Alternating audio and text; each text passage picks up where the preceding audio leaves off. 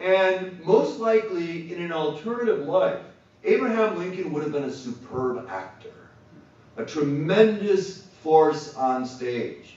He loved William Shakespeare, and he loved in terms of the triumph and tragedy of this journey of life that each and every one of us experience in one form or another.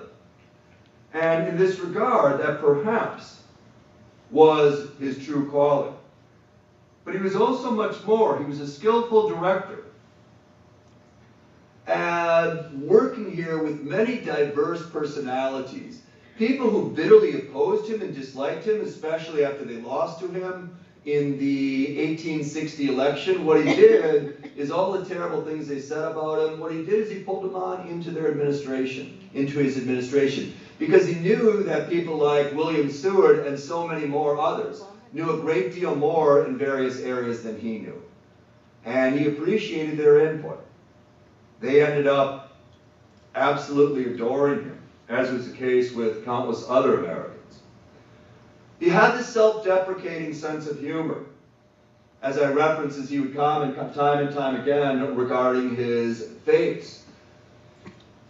In the Lincoln-Douglas debates, which we'll be talking about as our six-part series continues here this summer, from the crowd here, as the two men are going back and forth, Lincoln is interrupted by some gentleman in the audience, a heckler who yells out, "You're two-faced!"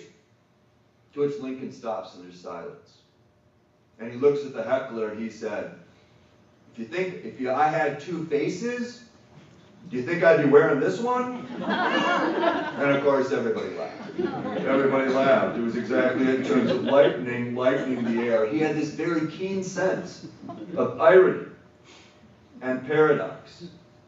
He absolutely detested the institution of slavery and was obsessed with preserving the Union.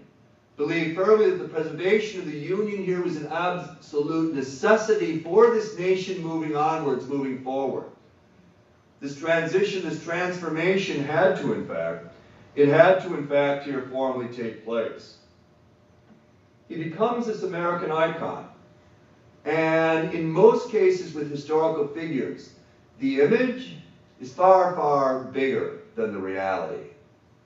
In the case of Lincoln, it's the opposite. His image